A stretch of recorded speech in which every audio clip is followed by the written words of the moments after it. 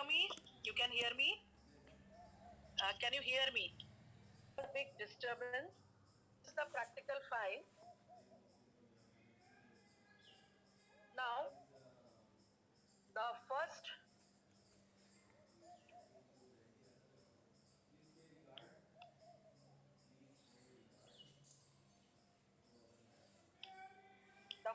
page is this, where you will write down your name. For example, name Roopsi Gujarati.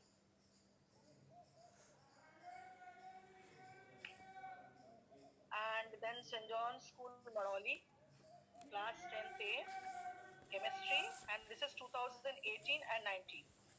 Teacher's signature will be put here. Okay. Now, in this case,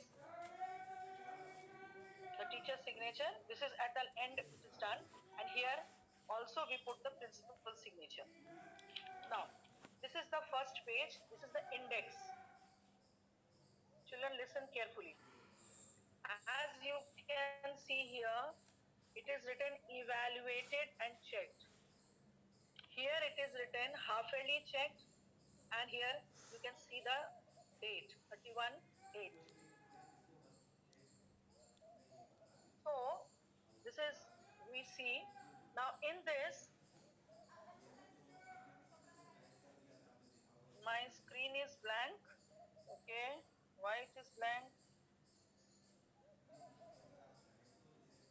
Can you see what I am showing? I have activated. Okay, I have, there is nothing on my screen. See what I am showing you. See. So, as you can see, this is under the name of the experiment. ये जो लिखा गया है, ये common आपका वो है, M है. ये कॉमन एम है, और ये कॉमन एम को इस पूरे जगह में वो किया गया है. इसको यहाँ से लेके यहाँ तक नहीं फैलाया गया. तो ये 3-4 लाइन में यूज किया गया है, ब्लैक इंक से लिखा गया है.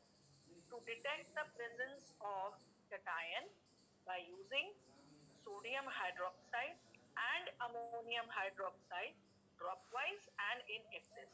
आपको ऐसे ही लिखना है. उसके बाद ये रोमन नंबर में नंबरिंग की गई है. हर नंबर के बीच में एक एक लाइन छोड़ा गया है. पहला आपका है फेरस आयन Fe+2, ये सिंबल भी डालना है. फिर सेकेंड आपका है फेरिक आयन Fe+3. तीसरा क्यूप्रिक आयन Cu+2. और इधर देखो, यहाँ पे डेट्स डाल ली गई. डेट्स के नीचे पेज नंबर नहीं डालना है, सिर्फ डेट ऑफ एक्सपेरिमेंट डालना है. ये आप ब्लैंक छोड़ोगे क्योंकि अभी आप प्रैक्टिकल नहीं कर रहे हो. ये जो थर्ड वाला है, ये डेट ऑफ सबमिशन है. इसको आप कैंसिल करके साइन लिखेंगे. Sign teacher, SIGN, sign teacher. इसके बाद ये आपका फेरस के आगे यहाँ पे साइन है, फेरिक के आगे साइन है, फिर cupric, zinc, lead, calcium, ammonium. तुम लोगों ने सातों प्रैक्टिकल लिख लिया है. उसका जो आपका वो है, ये आज मैं भेजूंगी इस पन्ने का. तो ये आप जो है पेज नंबर आप लिख चुके हो, तो क्या कर सकते हैं, कुछ नहीं कर सकते. जो लोग नहीं लिखे हैं वो नहीं लिखेंगे. अब ये देखो, यहाँ पे जो लास्ट कॉलम है वो है रिमार्क. ये बहुत इंपॉर्टेंट है बच्चे. ये जो गुड मिल रहा है या बैड मिल रहा है या वेरी पुअर मिल रहा है या इम्प्रूव मिल रहा है, इसी के आधार पे आपका ये फाइनल इवैल्यूएशन होता है. ये इवैल्यूएशन जो मैंने लिखा है, चेक इवैल्यूएशन, समझ गए? तो ये पेज बहुत इंपॉर्टेंट है. दूसरी बात क्या है, अभी फोटोकॉपीज की दुकानें खुली नहीं है. जब ये दुकानें खुल जाएंगी तो तुम लोगों ने अगर इस पन्ने पे लिख लिया है, तो ये उसका उल्टा वाला पन्ना होगा आपके पास. उसको जो है आप फोटोकॉपी करोगे और इस यहाँ पे चिपकाएंगे. उसको कम से कम एक शीट चिपकाएंगे. देखो ये बच्चे ने चिपकाया है, एक्स्ट्रा शीट है, क्योंकि जितने भी प्रैक्टिकल्स हैं उसको सब खिचड़ी बना के एक ही में नहीं लिखना है. ये कैटायंस आपको सिर्फ सातों प्रैक्टिकल आपको यहाँ लिखना है. उसके बाद जो प्रैक्टिकल्स आएंगे, फिर कॉमन प्रैक्टिकल आपको यहाँ पे एम लिख के फिर ये 3 प्रैक्टिकल लिखना है. प्रैक्टिकल और देखो कितने सफाई से लिखा है बच्चे ने, हर जगह देखो वेरी गुड मिला है। ये क्वालिटी ऑफ वर्क हम इसलिए आपको दिखा रहे हैं क्योंकि आपको इतना ही अच्छे से काम करना है, सफाई से। मेरे लिए प्रेजेंटेशन बहुत इम्पोर्टेंट है। I am you can say I am a perfectionist. मुझे बिल्कुल अच्छा नहीं लगता है कि गंदगी से काम हो और आपके जो, क्योंकि साइंस सब्जेक्ट ही ऐसा है कि you need to be very very perfect. तो ये आपको आगे चल के बताएंगे हम, हो सकता है कि जब हम लोग मिलेंगे तो उस समय और क्लियर हो जाएगा। अभी बस इतना करना कि इस पन्ने का एक फोटोकॉपी जब भी 17 तारीख के बाद मिले, ये बहुत सफाई से इसको यहाँ पे चिपका लें आराम से, ठीक। अब दूसरा देखो, ये देखो ये कॉमन, पहला जो मैंने तुम लोगों को बोला था कि आप शुरू करने के पहले बीच में कॉमन एम लिखेंगे। ऊपर खाली है, नीचे खाली है, ये वाला पेज जो है बिल्कुल ब्लैंक है, सिर्फ कॉमन एम लिखा हुआ है। कौन सा कॉमन एम? जो कॉमन एम तुम लोगों ने यहाँ लिखा है, यही एम आपको यहाँ लिखना है, यहाँ 2-3 लाइन में, और ये भी ब्लैक में होगा। आप हर प्रैक्टिकल जब भी शुरू होगा वो राइट साइड से शुरू करें लिखना। एक चीज और हम बता रहे हैं, बहुत ध्यान से सुनो। ये जो आपका प्रैक्टिकल है, देखो ये आपका मार्जिन है, फाइल ऐसी ही होनी चाहिए, कोई भी लैब मैनुअल नहीं चलेगा। ये जो आपका है ये आपका मार्जिन पार्ट है। यहाँ पे एक्सपेरिमेंट लिखा हुआ है, that should be in black. Experiment 1 लिखा गया है, यहाँ पे डेट डाली गई है, डेट आप छोड़ देंगे। पेज नंबर कुछ बच्चे बोल रहे हैं मैंने लिखा है, कोई बात नहीं, अगर लिख चुके हो कोई बात नहीं, लिखो, कोई दिक्कत नहीं है। तो यहाँ अगर 1 होगा तो इस वाले पेज पे 2 होगा। अब ये जो आप लिख रहे हैं, ये देखो एक इनविजिबल एक मार्जिन छोड़ा गया है, स्ट्रेट एकदम। शुरुआत में हम बोलेंगे बहुत हल्के, जिनको कॉन्फिडेंस नहीं है, हल्के पेंसिल से आप एक लाइन खींच देना जो बाद में आप उसको रब ऑफ कर देना। अदरवाइज जो कर सकते हैं, जो जिनको पता है कि हाँ हम स्ट्रेट लाइन में लिख सकते हैं, वो यहाँ पे पॉइंट 1 डालेंगे, पॉइंट 1 लिखेंगे, फिर अगले में 2 लिखेंगे। ये पूरा experiment part without leaving any line आप लिख लो। जब ये आप लिख लोगे, आप इसको जब आप लिख लेंगे, देखिए कितनी सफाई से लिखा हुआ है। आप उसके बाद एक लाइन छोड़ के फिर सेकेंड आपने एम डाला, ऑब्जर्वेशन एंड डिडक्शन, और ये ब्लैक डाला। फिर आपने नंबर 1 डाला, नंबर 2 डाला, लेकिन यहाँ देखो ये मार्जिन, फ्रॉम द मार्जिन लिखे होगे तो उसको स्टेपल करो पन्नों को और उसको ऐसे ही लिखोगे। तुम लोग को भेजा क्यों जा रहा है? अगर मैं फोटोकॉपी करके भेज रही हूँ तो तुमको क्यों फोटोकॉपी करके भेज रही हूँ? फिर तो मैं तुमको ऐसे ही बोल दूं लिख लो, जिसकी जैसी मर्जी वैसे लिखो। Practical file should be like this, ये नहीं कि किसी भी खिचड़ी बना के कुछ भी लिखो। यहाँ से अगर लिखोगे, ये पूरा प्रैक्टिकल में रिकॉर्ड दूंगी और यहाँ पे बड़ा बड़ा लिख दूंगी रीराइट, क्या फायदा है? आप उसको स्टेपल करो फिर से लिखो। इसके बाद देखो यहाँ पे जब ऑब्जर्वेशन डिडक्शन हो गया, ये लाइन छूटा, फिर रिजल्ट लिखा गया। कोशिश करेंगे कि आपका यूजुअली जो मॉडरेट साइज का जो प्रैक्टिकल है वो एक पन्ने पे हो जाता है। नहीं हट रहा है तो आप, मैं एक एग्जांपल दिखाऊं। इस बच्चे ने बहुत अच्छे से सेंसिबली, जैसे देखो ये वाला प्रैक्टिकल, देखो नहीं हटा, यहाँ पे नहीं हटा, जगह नहीं है। ये ऑब्जर्वेशन और डिडक्शन बहुत लंबा है, तो इस बच्चे ने रिजल्ट यहाँ पे सेकंड पेज पे, लेकिन यहाँ भी वही मार्जिन छोड़ा है। मार्जिन जो है, एक चीज और हम बता रहे हैं, मार्जिन आपको सिर्फ 20% छोड़ना, ये नहीं कि 50% ऑफ द पेज यहाँ से छोड़ दिए, इतना लंबा ब्लैंक छोड़ दिया, ऐसा नहीं करना है। सिर्फ थोड़ा सा पतला सा आप छोड़ेंगे, एक स्केल को रख लो मोटाई पे और समझ लो उतना ही हमको जगह छोड़ना है। दूसरी चीज, हर प्रैक्टिकल जो है, सारे प्रैक्टिकल वो आपका शुरू तो होगा इस पन्ने पे, जिस पन्ने पे शुरू करोगे, जैसे प्रैक्टिकल 1 लिखोगे, उसी के लेफ्ट हैंड साइड में आप लिखेंगे सारे इक्वेशंस। इक्वेशंस जो आप लिखोगे, ये इक्वेशंस आपको लिखना है बिना कर्सिव राइटिंग के। यहाँ पे इसने एफ को कर्सिव में लिखा है, इसको ऐसे नहीं लिखना है।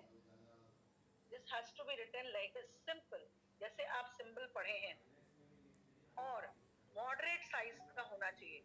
इतना बड़ा पन्ना है, 4 इसके इक्वेशंस लिखने हैं, तो चारों को फैला फैला के लिखना है। ये नहीं कि चारों को चुप से इतना सा 10% ऑफ पेज में लिख दिया, बाकी सब ब्लैंक छोड़ दिया। एप्रोप्रिएट डिस्ट्रीब्यूशन इस पन्ने का होना चाहिए। नेक्स्ट, सब कुछ जो यहाँ लिखोगे सब ब्लैक से लिखोगे, कोई ब्लू चीज नहीं चलेगी। I am very very particular, तभी आपको मैं इस पूरे प्रैक्टिकल में, देखो मुझे ये मत बताओ कि मैंने ये किया, मैंने वो किया, मैंने प्लान किया, मैंने ढकान किया। मैं जैसा बोल रही हूँ वैसे ही करोगे। अगर इसके वैरायटीज में तुम कुछ किए होगे तो you have to change it. I am sorry, अभी बहुत टाइम है, अभी हम आपका प्रैक्टिकल फाइल नहीं चेक कर रहे हैं। जब हम चेक करेंगे हमको वैसे ही चाहिए जैसे हम बता रहे हैं। मुझे ये मत बताइए कि मैंने, क्योंकि बहुतों का भी मैसेज आ रहा है कि मैंने ऐसे कर दिया, मैंने वैसे कर दिया। You are not allowed to do on your own. अगर कोई डाउट था पहले पूछते, फिर मैंने बहुत क्लियरली आपको बोला है कि कैसे करना है। सारा एक एक मैं फोटो भेज रही हूँ, आपका इमेज भेज रही हूँ, तो उसको भेजने का क्या मतलब है कि आप अपने हिसाब से करेंगे। ठीक है, अभी मैं इंडेक्स फिर बताऊंगी। अब देखो, अब ये जो है यहाँ पे एक चीज नोटिस करो कि FeOH2 है, इसके बगल में ये डाउन एरो है। ये डाउन एरो इंपॉर्टेंट है। इसका साइज देखो, इसके नीचे लिखा है ब्रैकेट में कि इसका क्या नाम है, उसके नीचे लिखा हुआ कि उसका क्या कलर है। ये सारी चीजें इंपॉर्टेंट है। अगर भूलते हो या ब्लू से लिखते हो तो हम पूरा का पूरा पन्ना हम कैंसिल करने में कोई कोताही नहीं करते। अब इसके साथ चिपका के दूसरा लाइन नहीं लिखना। इस बच्चे को अगर गुड मिलता है तो इसीलिए मिलता है क्योंकि इसका प्रेजेंटेशन बहुत बढ़िया है। कहीं पे भी देखो, यहाँ पे जैसे यहाँ पे इसने नहीं लिखा है K3FeCN6 नहीं लिखा है, तो यहाँ पे टीचर ने लिख दिया पोटेशियम फेरी साइनाइड। हर प्रोडक्ट का नाम क्या है और उसका कलर क्या है। जो यूजुअल प्रोडक्ट्स हैं जैसे K2SO4 यहाँ ना भी लिखो तो चलेगा, लेकिन जो मेन प्रोडक्ट है जिसके ऊपर बेस्ड है हमारा प्रैक्टिकल, इसके ऊपर क्यों आपको ये लिखना जरूरी है, क्योंकि जो बोर्ड एग्जाम्स होंगे वहां पे 2 पार्ट होता है, एक आपका सेक्शन ए और एक आपका सेक्शन बी। सेक्शन ए में बहुत सारी जो चीजें हैं, देखो ये किसी ने पूछा है कि can I do practical 5 and 6 after practical 7। मतलब पहले सवेरे उठते ही पहले डिनर खा लो, उसके बाद रात को ब्रेकफास्ट खाना। This is something like that. How can you do that?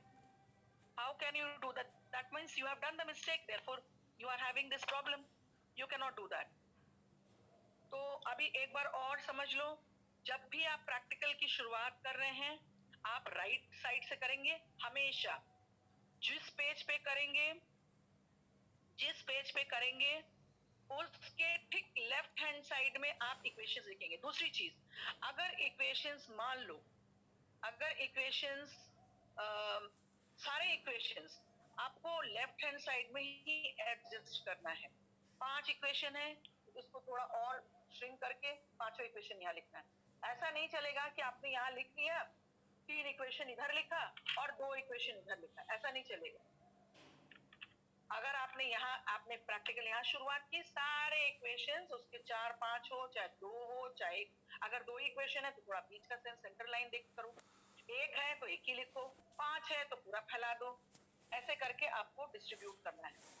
दूसरी बात मैंने क्या बोली, जैसे अभी आपका मैं ये वाला प्रैक्टिकल नंबर 5 में लेती हूँ। प्रैक्टिकल 5 का ये मॉडरेट थिकनेस की आती है प्रैक्टिकल फाइल। देखिए ये इतनी थिकनेस है, अट जाता है सारा, जितना प्रैक्टिकल हम लोग कराते हैं सब अट जाता है, तो प्रैक्टिकल फाइल की जरूरत नहीं पड़ती है। अच्छा, आज कुछ बच्चों का जिनका बार बार गलत होता है, मार्जिन नहीं छोड़ते हैं, ब्लू ब्लैक ये सब गड़बड़ी करते हैं, बहुत सारे पेजेस कैंसिल होते हैं, तो उनको दिक्कत मिले आती है। और प्रैक्टिकल फाइल एक बार करेक्शन के बाद उसको एकदम रिलीजियस बुक की तरह उसको संभाल के रखेंगे, क्योंकि वो अगर खोया दोबारा हम लोग साइन नहीं करेंगे और फिर उस पर नंबर नहीं मिलेगा। दूसरी बात, जैसे मान लो ये मैं बता रही हूँ प्रैक्टिकल फाइव में एक्सपेरिमेंट पार्ट काफी बड़ा है। इसका फर्स्ट नंबर सेकेंड नंबर में 5 पार्ट्स हैं, तो 5 पार्ट्स लिखने में काफी जरूरत पड़ी। उसके बाद ये लाइन आपने छोड़ा, and then you have written about observation and deduction, that has also taken a long space. Result you cannot write here, so definitely you will go to the next page and you will write down the result here, no problem, you will write down here only. But all the equations should be written on this page only. Not this ki four equations you have written here, and because I have occupied this 2 equations you will write down here. No, all equations on one page.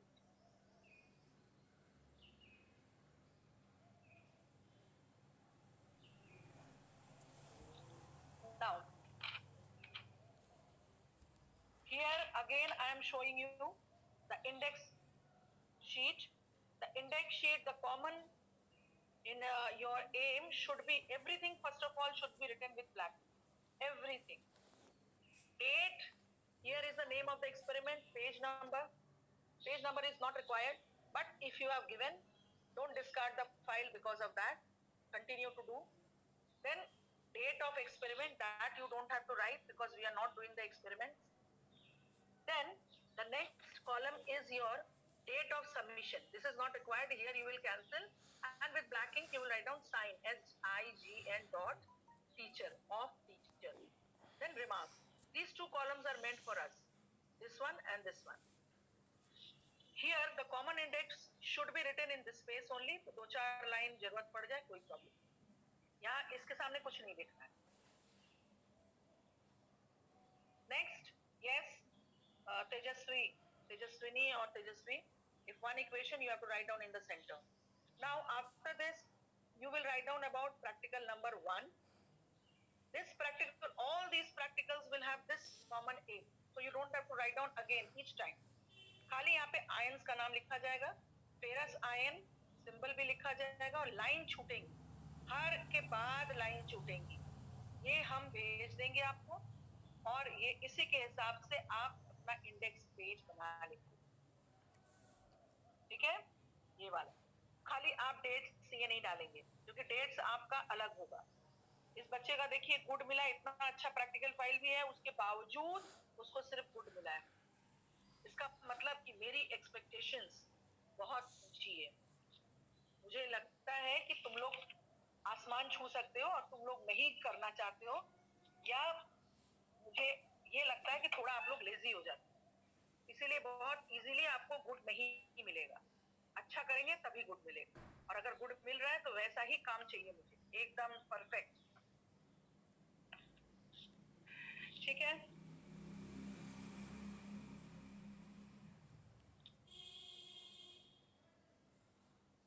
सारे बच्चों ने join नहीं किया है, 213 बच्चे हैं सिर्फ।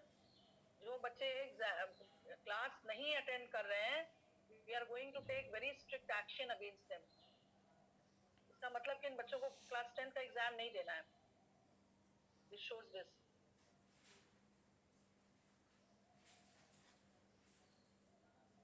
Okay, now we will begin. See, in the last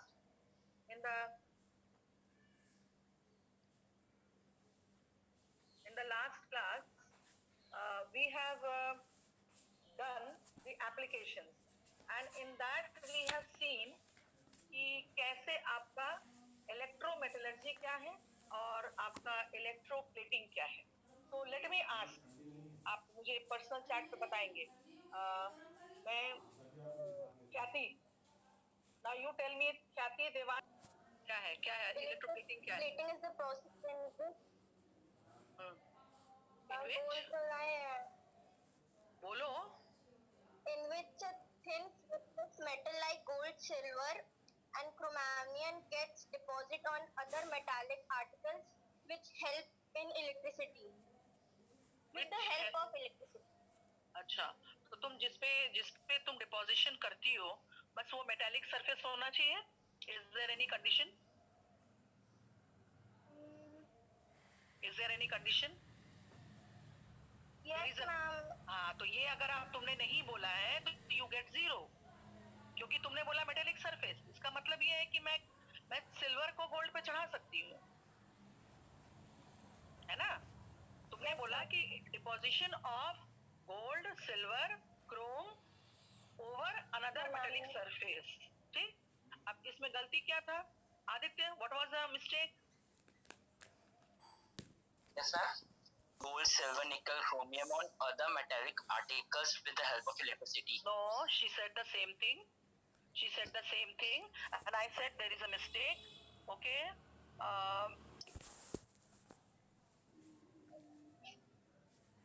बेटा किताब आपके सामने पड़ी हुई है, आप एक बार Yes, पढ़ ma'am. के भी नहीं बोल सकते हो. बोलो.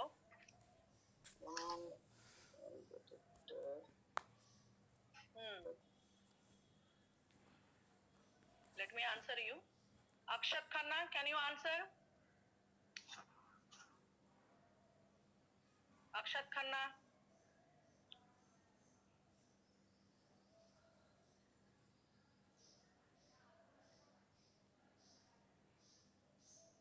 I'm a thin film of metal like gold or silver should be attached. No, no, you all are not listening. You are not listening. Okay. Okay. Arsh. Arsh, yes. Arsh. Ma'am, it involves passing an electric current through a solution called electrolyte. नहीं बेटा, I am asking you what is electroplating? Electroplating क्या है? Definition पूछ रही हूँ मैं process नहीं पूछ रही हूँ electrolysis का. What is electroplating? Arsh, where are you? Okay.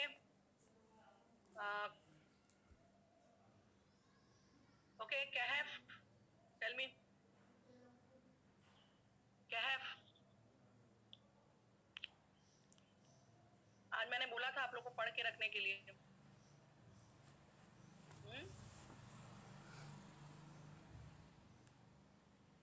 Now listen.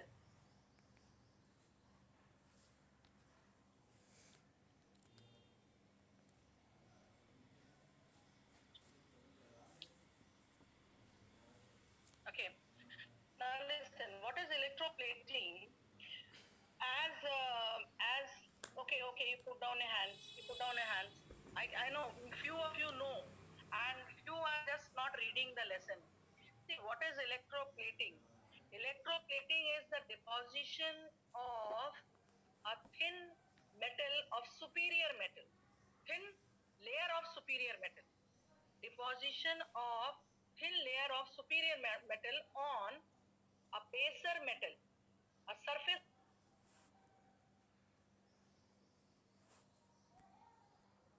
गलत हो जाएगा, क्योंकि आपको ये जानना है कि आपका जो सुपीरियर मेटल का जो आपका लेयर है वो बेसर मेटल पर ही वो डिपॉजिट होगा, उल्टा नहीं हो सकता है.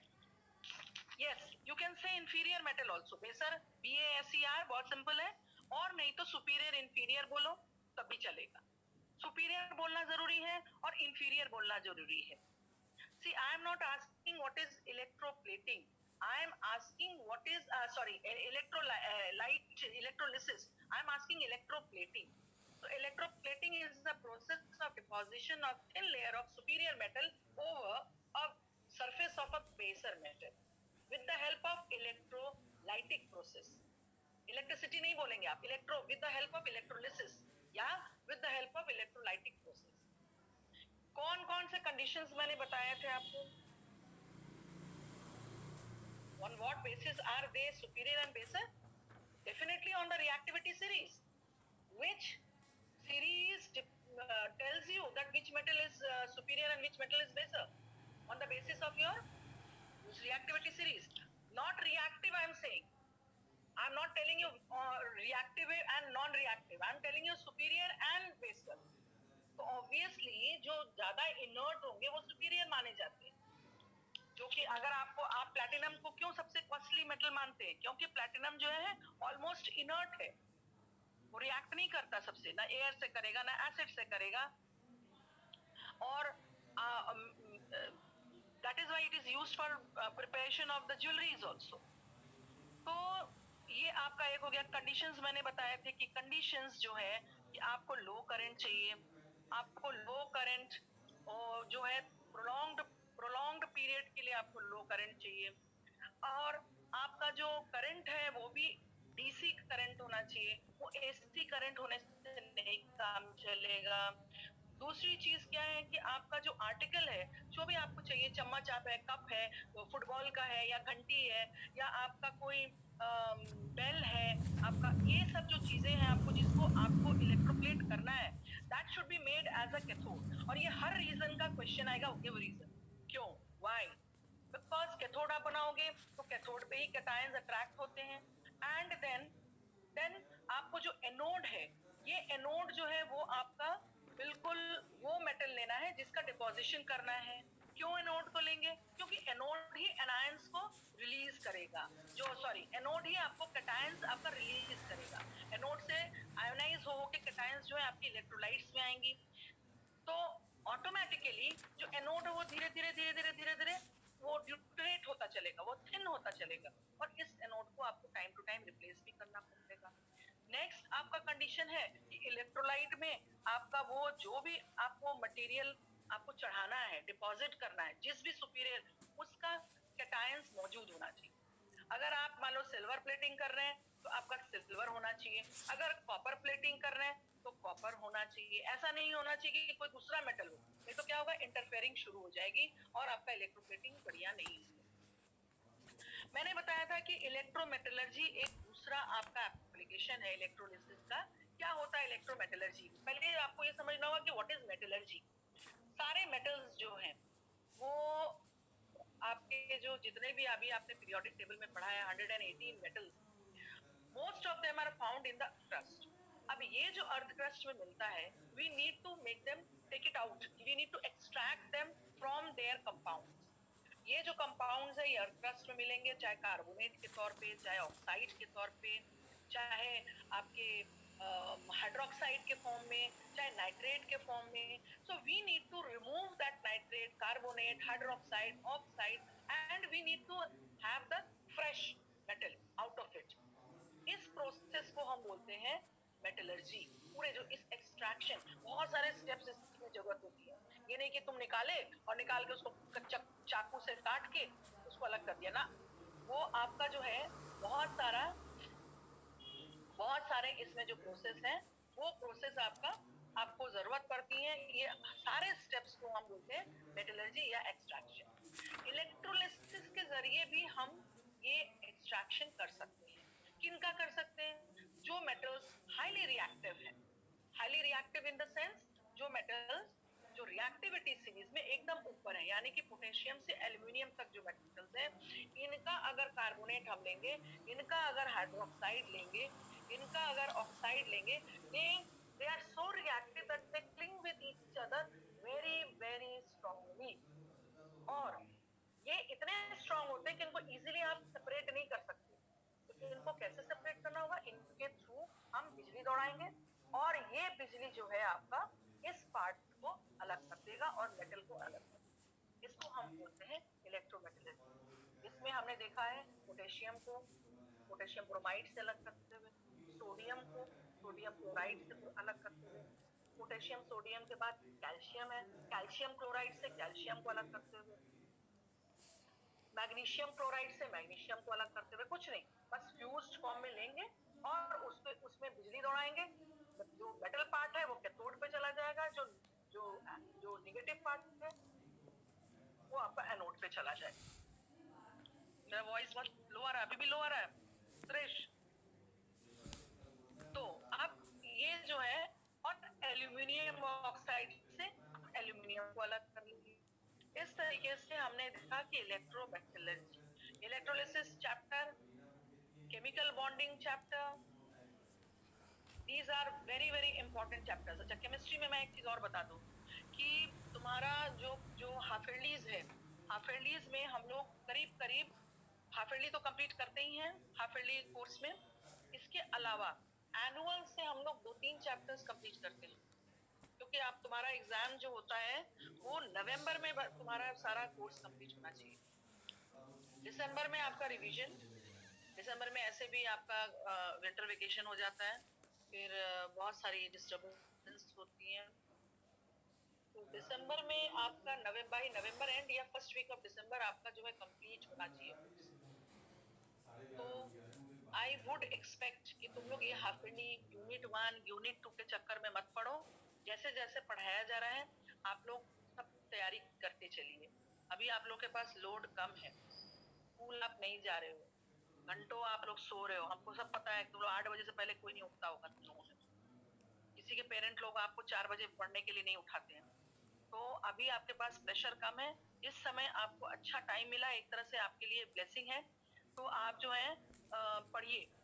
ये मत सोचिए कि हमको यूनिट 1 में सिर्फ यही पढ़ना है तो हम यही पढ़ रहे हैं। नो, यूनिट 1 और यूनिट 2 का आप कुछ कोई मतलब नहीं रह गया है।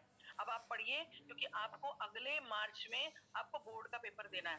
क्या चीज कैसे होगा, किस तरीके से होगा, ये सब अभी आपको सोचना नहीं है, ठीक है। तो इस तरीके से आपको अभी जो है जो अगला मैं होमवर्क दे रही हूँ, दैट इज कि you have to prepare 2 chapters. One is your periodic table and another is your stoichiometry. These 2 chapters you are going to prepare. Now the next I am going to start with ammonia chapter. क्या है ये ammonia?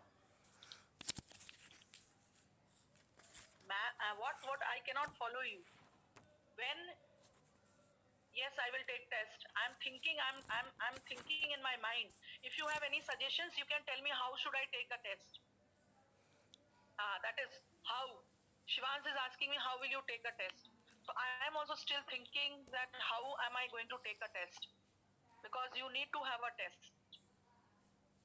So can I depend on you all in your integrity and loyalty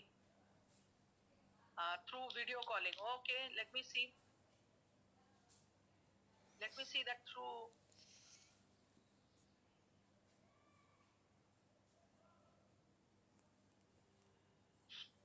video calling I can take or not.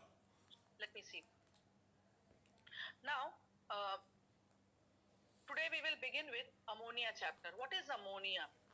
Ammonia is a gas. Yesterday there was a big accident and there was a leakage of gas. Very lethal gas it was. Lethal, the word lethal means which is poisonous, and by inhalation of that a person can die. Ammonia is not a lethal gas. Yeah, Visakhapatnam, the accident took place. So ammonia is not a lethal gas, but then too, it is actually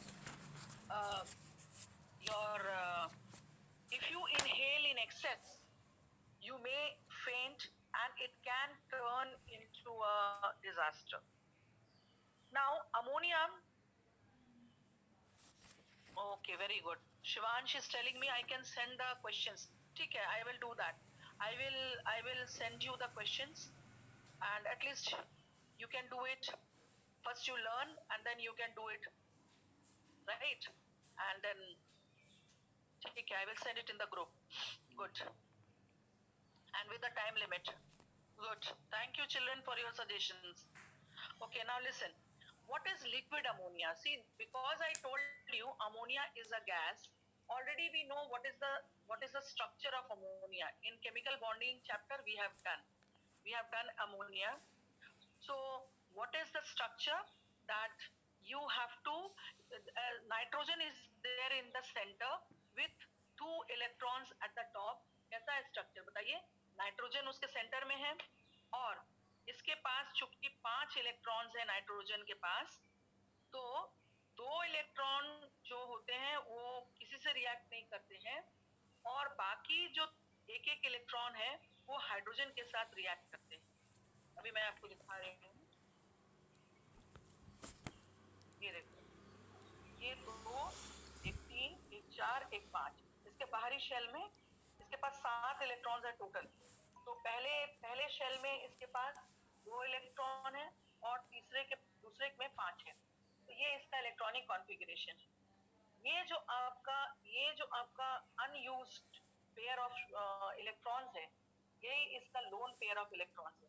ये एक covalent compound है और एक polar covalent compound है। ये जो nitrogen है ये पोलर इन नेचर है, क्योंकि इसकी इलेक्ट्रॉन नेगेटिविटी हाइड्रोजन से ज्यादा है।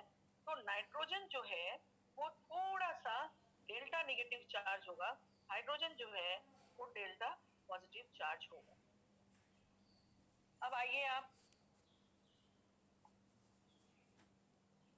ये जो है आपका ये स्ट्रक्चर है। अब देखो कि आपका क्या है, ये लिक्विड अमोनिया हम किसको बोलेंगे? लिक्विड अमोनिया हम बोलेंगे अगर मान लो कि तुमने अमोनिया गैस को लिया है और बहुत हाई प्रेशर पे तुमने उसको लिक्विड बना दिया, उसको एकदम प्रेस करके उसको लिक्विड फॉर्म में चेंज कर दिया। गैसेस के मॉलिक्यूल्स दूर हैं, आप जब उसको प्रेस करेंगे तो मॉलिक्यूल्स बहुत पास आएंगे और एक सर्टेन प्रेशर पे गैस जो है आपका लिक्विड बन जाएगा। This will be called as liquid ammonia. दूसरा चीज है लिकर अमोनिया। लिकर क्या है? लिकर का मतलब है कि saturated solution of ammonia in water. आप जब इस अमोनिया गैस को पानी में डाल के उसको डिसॉल्व कर, ये जो डिसॉल्विंग होगा ये सैचुरेटेड सोल्यूशन होगा, बहुत ज्यादा अमोनिया उसमें मिला। इस अमोनिया को या तो हम बोलते हैं लिकर अमोनिया, यानी कि इस अमोनिया में अमोनिया गैस भी है और वाटर भी है। पहले लिक्विड अमोनिया में सिर्फ लिक्विड है, अमोनिया है, कोई वाटर वगैरह नहीं है। Though it is in the liquid form but no water is present. Second वाले में आपका क्या है?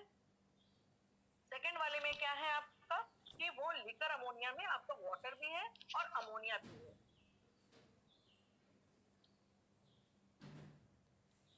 Charu Mittal, why Charu Mittal has come right when it's so late? So the third one is the bench reagent। जो reagent आप practical lab में class 9 पे आपने देखा है कि अमोनियम हाइड्रोक्साइड जो है वो आपको यूज करने को मिलता है डाइल्यूट सोल्यूशन ऑफ।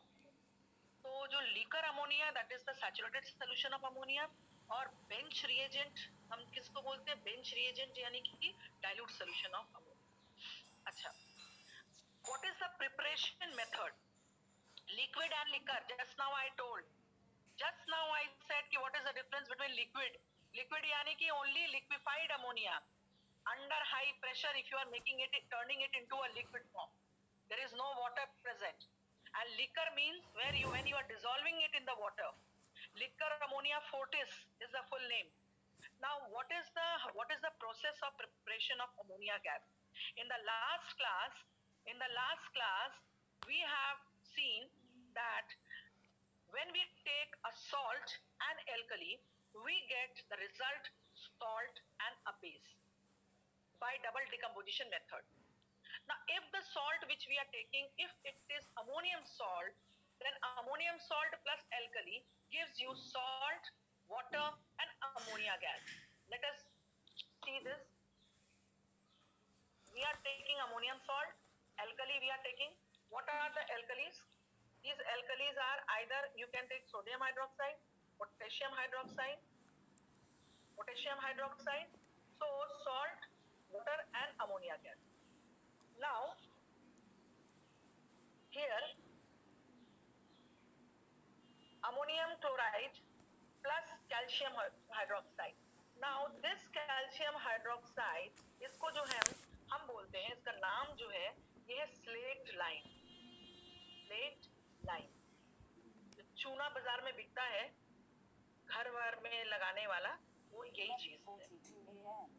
तो इसमें जब हम अमोनियम क्लोराइड डालते हैं या अमोनियम सल्फेट डालते हैं, दोनों ही अमोनियम सॉल्ट है, तो ये अगर हम लेते हैं तो एक सॉल्ट बनेगा कैल्शियम क्लोराइड या कैल्शियम सल्फेट, वाटर बनेगा और अमोनिया गैस रिलीज होगा।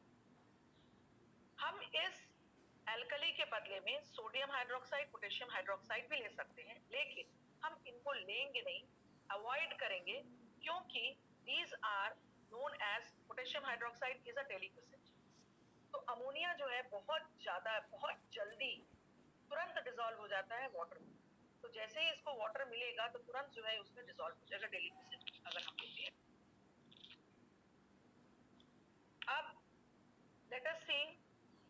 we can do now? The preparation, the lab preparation. Lab preparation, as you can see here,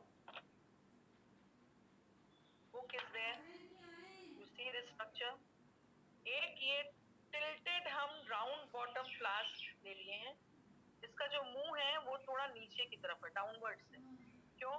क्योंकि जो भी भाप निकलेगा, जो भी वाटर फॉर्म होगा, that should drip down.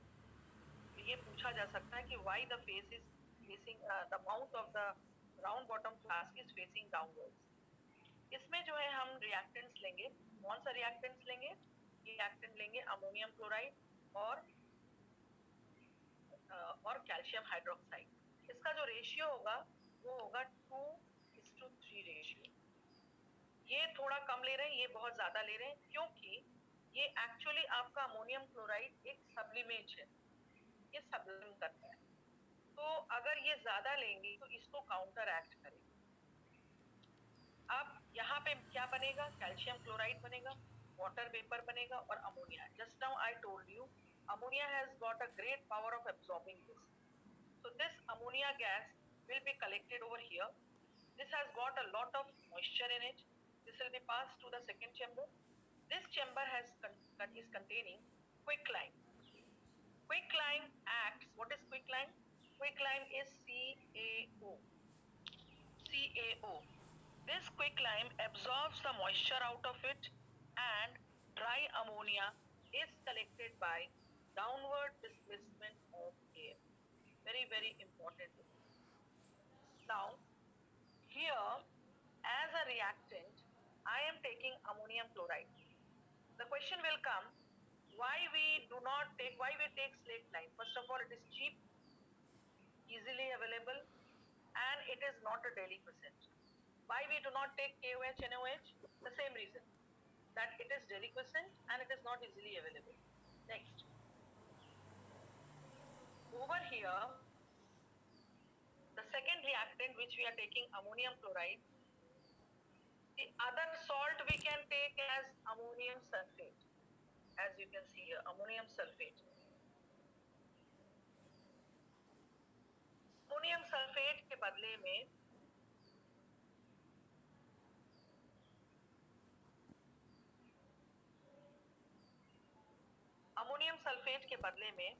हम जो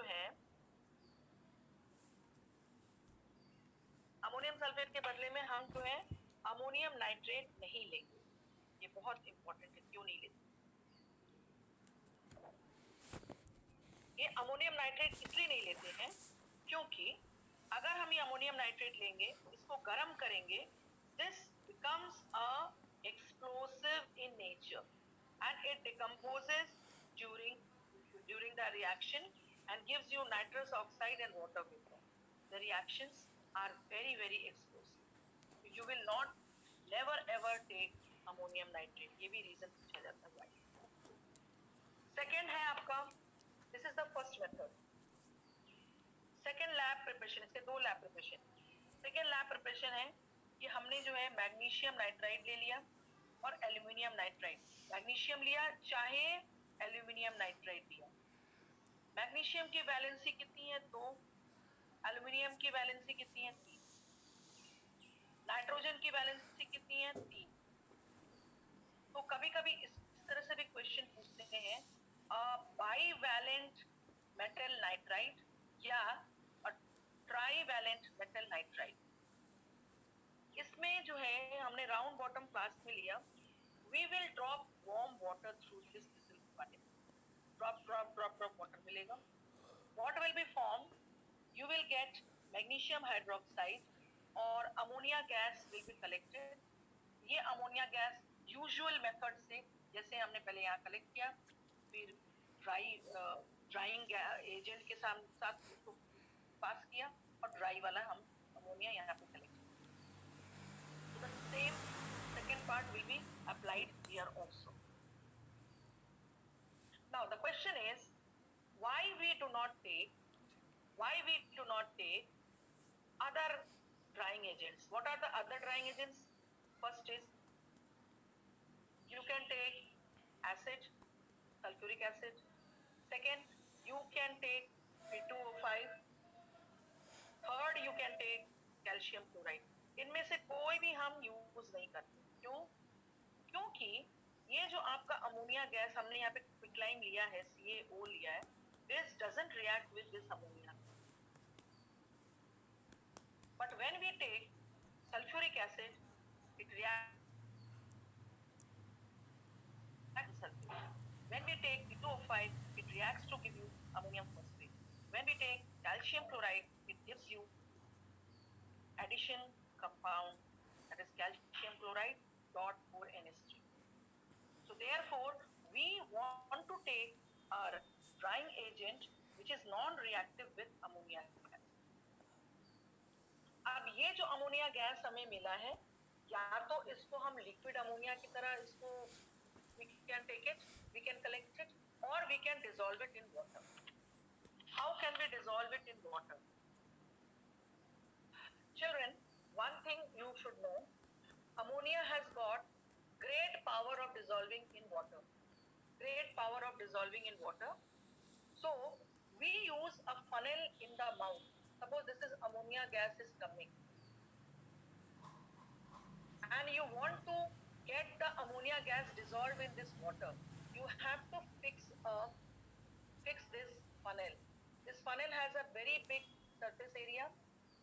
And you dip it down by 2 millimeter. मतलब सिर्फ 2 मिलीमीटर ही उसको डुबाना है, ज्यादा नहीं डुबाना है. 2 मिलीमीटर डुबा के हम अमोनिया इसको यहाँ पे पानी ले लिया है हमने. यहाँ पे जब हम अमोनिया गैस को पास करेंगे तो quickly what will happen? Water will rush in. Why? Because high solubility of ammonia. Ammonia इतना ज्यादा soluble है कि तुरंत वाटर चढ़ जाएगा एकदम इसके ऊपर, पाइप में चला जाएगा. तो जैसे ही ये वाटर को सक करता है, पूरा वाटर इसके अंदर भर जाएगा, लेकिन यहाँ पे वाटर का लेवल डाउन हो जाएगा क्योंकि हमने सिर्फ 2 मिलीमीटर ही डुबाया था.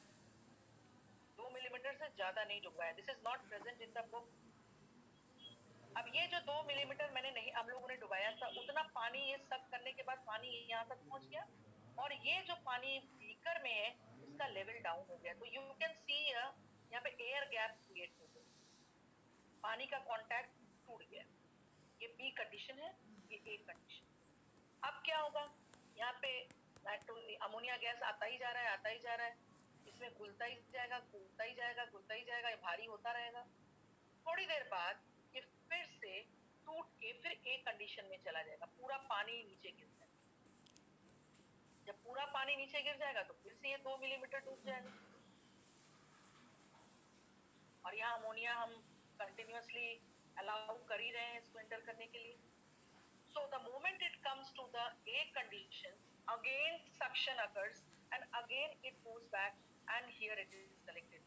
So this from A to B, B to A keeps on interchanging its condition. Why we follow this? अगर इसको हम फॉलो नहीं करते तब क्या होता है? तब हमने मान लो ये बीकर लिया और हमने ये एक पाइप से ये अमोनिया गैस हमने डिलीवर किया. यहाँ पे मेरा जो भी है, जो तुम्हारा मैंने एपरेटस लिया है, वो एपरेटस हमने अटैच किया है, राउंड बॉटम फ्लास्क जो भी है क्या है. अब जैसे ही हम इसको अमोनिया गैस को पास, यहाँ पे वाटर लिया, ये वाटर इतना हाईली सॉल्युबल है कि ये चढ़ जाएगा इसके ऊपर और इस पार्ट में आता है. एज अ रिजल्ट ये पूरा का पूरा ये apparatus this will break. This we don't want. This process is called as back suction. You know the meaning of suction? Pulling up. Back means it goes back. This we don't want. So to prevent this back suction, we follow funnel arrangement. Repeating again, here we will attach a funnel. This will be dipped inside by 2 millimeter. We will allow ammonia gas to enter. Once the ammonia gas enters, 2 millimeter it is dipped inside. Water sucked in. Water completely it fills up in this, because the surface area is so much, the water cannot rise up. Because this is broad and this is very thin, so water cannot rise up, and continuously the water cannot be filled inside because there is a breakage of water level also. Air has taken place in between, so water will be remaining here only. Continuously the ammonia gas will continue to come inside and it will turn into a saturated solution. It will fall back again, it will go to the A condition, from A to B, B to A. This will continue till we want. The moment we get a considered condition of the saturation, this water will turn into basic, this water will turn into ammonium hydroxide, that is liquor ammonia fortis. जितना हमें concentration चाहिए तब तक हम ये continue करेंगे. So this is your lab preparation of how do we prepare. So by either we can prepare it with the help of any ammonium salt and alkali by reacting with this, or we can prepare with the help of a nitride, metal nitride, and metal nitride can be with the help of your water. Next class we will be discussing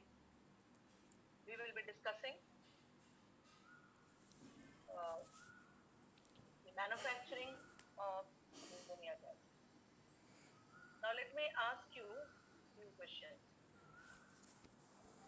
Arya, where is Arya?